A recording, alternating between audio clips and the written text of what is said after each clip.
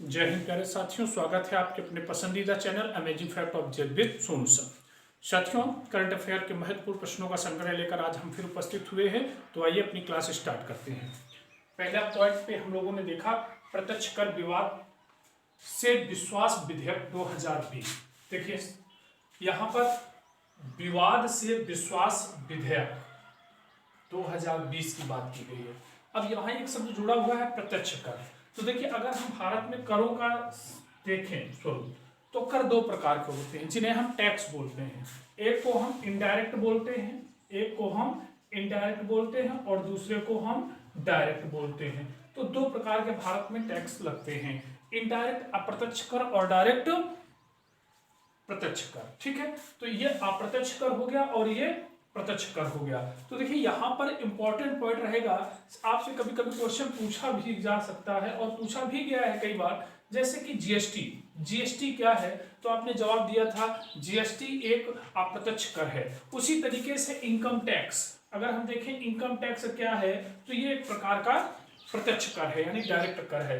तो प्रत्यक्ष कर से जो विवाद उत्पन्न हुए हैं या उनके भरण से या उनसे और भी प्रकार की जो समस्याएं उत्पन्न हुई हैं, उसके लिए केंद्र सरकार ने एक योजना बनाई, एक विधेयक का स्वरूप दिया जिसे कहा गया विवाद से विश्वास। अब देखिए इसके अंतर्गत किया क्या गया एक करदाता को केवल विवादित करों की राशि का भुगतान करना होगा। अब देखिए यहाँ पर यह कहा गया, सरकार ने कहा कि अगर आपके प्रत्यक्ष कर को लेकर कोई विवाद है तो इस पे सिर्फ करदाता को केवल विवादित करों की राशि का भुगतान करना है, जिसमें ब्याज व जुर्माना से क्या मिलेगी, छूट मिलेगी। लेकिन ये भुगतान आपको कब तक कर देना है, तो 31 मार्च 2020 तक कर देना है। इंपॉर्टेंट क्वेश्चन हो सकता है, प्रत्यक्ष कर विवाद से विश्वास विधेयक 2020 के अनुसार अगर हम कहें राशि भुगतान की अंतिम तिथि कौन सी है, तो 31 मार्च 2020, ध्यान रखिए। ठीक है, अब नेक्स्ट क्वेश्चन पे चलते हैं। देखिए सबका विश्वास योजना, एक सरकार ने योजना प्रस्तावित की थी,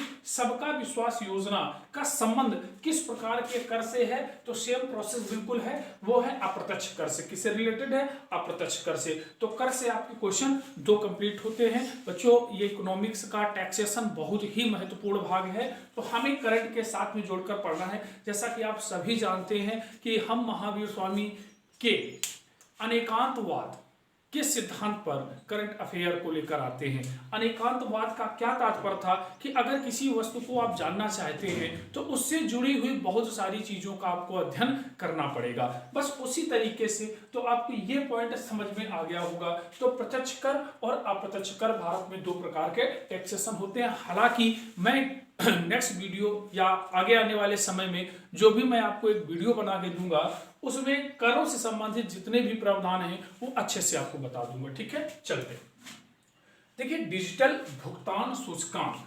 अगर हम देखें डिजिटल भुगतान सूचकांक, कई बार बच्चों होता क्या है कि इंडेक्सेस को लेकर के आपसे क्वेश्चन पूछा जाता है और यहाँ पर एक क्वेश्चन बड़ा ही महत्वपूर्ण बन जाता है कि आपसे नोडल एजेंसी पूछ ली जाती है या कौन से संस्थान के द्वारा जारी किया गया, कुछ इस तरीके का क्वेश्चन पूछ लिया जाता है। तो देखिए यहाँ पर एक क्वेश्चन बन सकता है कि डिजिटल भुगतान सूचकांक निम्नलिखित में से कौन से संस्थान ने जारी किया है। तो आपसे इरडा पूछा जा सकता है, सेबी पूछा जा सकता है, आरबीआई पूछा जा सकता है, नीति आयोग, ये आपके 4 विकल्प हो जाएंगे। तो आपका सही जवाब क्या हो जाएगा, आरबीआई। यानी आरबीआई ने डिजिटल पेमेंट इंडेक्स जारी किया है। अब देखो डिजिटल पेमेंट इंडेक्स, देखिए डीपीआई, तो इसका पूरा नाम भी आपसे पूछा जा सकता है। डीपीआई का फुल फॉर्म क्या है, तो डिजिटल पेमेंट इंडेक्स। क्लियर। तो देखिए ये कब से प्रभावी होनी है, तो जुलाई 2020 से ये प्रभावी होगी। अब इसका कार्य क्या है, क्यों इसे आरबीआई ने जारी किया,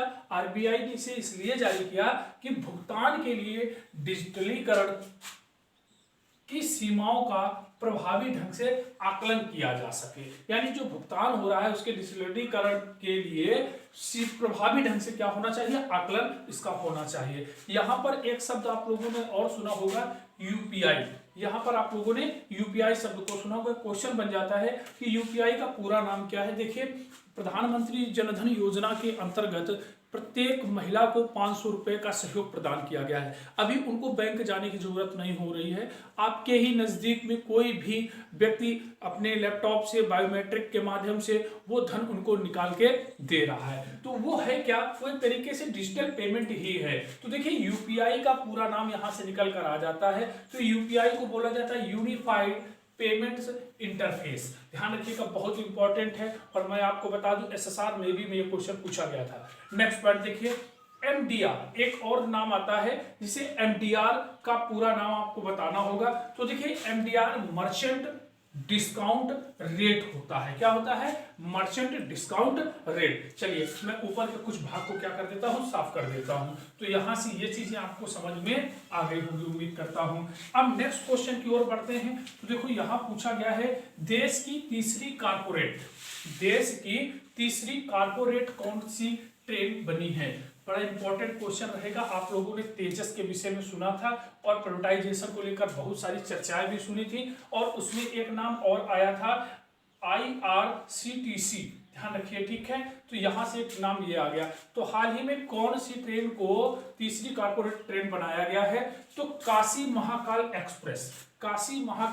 एक्सप्रेस कारपोरेट ट्रेन के अंतर्गत आ गई है। इसके पहले तेजस यानी 2 तेजस थी, तो याद रखना ये तेजस की बात हो गई। तो पहली प्राइवेट ट्रेन जो हमारी थी वो कौन सी थी, वो तेजस थी, जो 4 अक्टूबर 2019 को IRCTC के द्वारा चलाई गई थी। अब देखो रोल अगर आपसे पूछा जाएगा कि IRCTC है क्या, तो मैं कह सकता हूं कि एक सार्वजनिक क्षेत्र का उपक्रम है, ठीक है। यानी सार्वजनिक क्षेत्र का एक उपक्रम है, और ये करता क्या है, ये खान पान और ऑनलाइन टिकट की व्यवस्था करता था। अभी इसने ट्रेन संचालन का कार्य भी शुरू कर दिया। अब बच्चों क्वेश्चन आया सार्वजनिक क्षेत्र क्या होते हैं। तो सार्वजनिक क्षेत्र से आपको याद रखना है सरकार के द्वारा धन देकर किसी विशेष संस्था को स्टैंड करना, किसके लिए, लोकहित के लिए। ध्यान रखना, ठीक है। तो पहले इसका काम क्या होता था, खान पान को लेकर होता था और ऑनलाइन टिकटिंग को लेकर होता था। अभी ये ट्रेन का संचालन भी करना शुरू कर दिया है, जिसे हम प्राइवेटाइजेशन के अंतर्गत बोलते हैं, ठीक है। तो एक तो हमारी ये चीज क्लियर हो गई। अब देखिए यहां से क्वेश्चन बन सकता है IRCTC का पूरा नाम क्या है। तो देखिए Indian railway catering and tourism corporation, ठीक है। Indian railway catering and tourism corporation, IRTC का क्या हो गया, पूरा नाम हो गया। तो यहां तक चीजें आपको समझ में आ गई होंगी। चलते हैं वायरस की श्रेणी में। अभी आप लोगों ने कोविड का नाम सुना था, किसका नाम सुना था, कोविड का। अब देखिए को से क्या था, कोरोना, वी से क्या था, वायरस, डी से क्या था, डिसीज। तो ये कोरोना वायरस चर्चा में रहा, तो हम अन्य वायरस को ना भूलें, इसलिए हमने अलग से इनको निकाल के रखा है। देखिए अभी एक वायरस चर्चा में रहा है, यादा। अब बच्चों बड़ा परेशान करने वाला है कि यादा वायरस किस देश के मच्छरों में पाया गया है। तो आप ध्यान रखिएगा, ऑस्ट्रेलिया। अच्छा, अब ऑस्ट्रेलिया को लेकर हम छोटे से पॉइंट पर एक बात कवर करना चाहेंगे। देखिए ऑस्ट्रेलिया अगर आपने देखा होगा,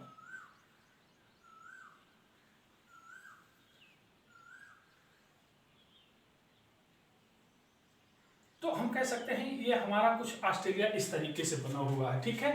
अब ऑस्ट्रेलिया को प्यासी भूमि का महाद्वीप कहा जाता है, ऑस्ट्रेलिया को प्यासी महाद्वीप का भूमि कहा जाता है। और हमारे 7 महाद्वीपों में सबसे छोटा महाद्वीप कौन सा है, तो ऑस्ट्रेलिया महाद्वीप है। अब देखिए ऑस्ट्रेलिया महाद्वीप में आपको एक चीज बार बार एग्जाम में देखने को मिली होगी, कोरल रीफ, ठीक है। विश्व की सबसे बड़ी कोरल रीफ कहां पाई जाती है, ऑस्ट्रेलिया में पाई जाती है। तो ये छोटे छोटे पॉइंट इंपॉर्टेंट रहेंगे हमारे लिए, ठीक है। तो यादा वायरस किस देश के मच्छरों में पाया गया है, तो ऑस्ट्रेलिया के मच्छरों में यह वायरस पाया गया है। फिर देखिए एक वायरस का नाम और आया, पर यह वायरस है यारा। देखिए यारा वायरस की खोज किस देश में हुई है, तो सर इसकी खोज ब्राजील में हुई है। कहां हुई है, ब्राजील में। आप सभी को मालूम है कि ब्राजील हमारा जो है दक्षिण अमेरिका में स्थित देश है। और यहां से आपको एक पॉइंट और मिलेगा कि यहां पर एक वन पाए जाते हैं,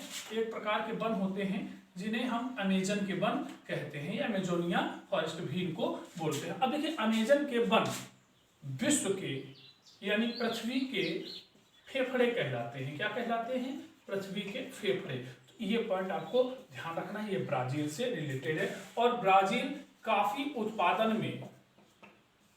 उत्पादन में विश्व में अग्रणी देश है। तो यहां से ये पॉइंट हमारा कवर होता है। अब आप सभी को मालूम है कि उष्णकटिबंधीय क्षेत्र के अंतर्गत आता है, उष्णकटिबंधीय क्षेत्र के अंतर्गत ब्राजील आता है। ठीक इसी प्रकार से आपको ध्यान रखना है, जो हमारा ऑस्ट्रेलिया है उसके मध्य से मकर रेखा होकर गुजरती, तो ऊपर वाला जो भाग है वो उष्णकटिबंधीय का भाग होता है। क्लियर? तो ये पॉइंट हमारे छोटे छोटे यहाँ से कवर होते हैं। अब हम देखें सरस। अब सरस क्या है, तो देखिए कोल इंडिया प्रमुख से जुड़ा हुआ एक संस्थान है तरीके से। तो इन्होंने क्या किया है, इसके माध्यम से अच्छे कुशल प्रबंधन के लिए इसको सरस को इन्होंने गठित किया है। तो सरस का पूरा नाम क्या हो सकता है, science and applied research aliens and support, ये सरस का पूरा नाम है। तो टॉप 10 क्वेश्चन की सीरीज में आज तक इतना ही रहेगा।